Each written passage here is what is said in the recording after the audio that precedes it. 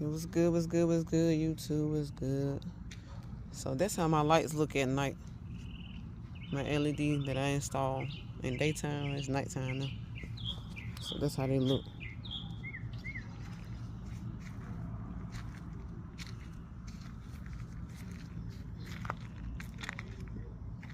Yeah, that's how they look. Oh yeah, I forgot to tell y'all about these right here that I installed. Yeah, I had them on my 2010 Honda Accord. So I liked it so much, I ended up putting it on my 2014 Accord. Yes, sir. It look good.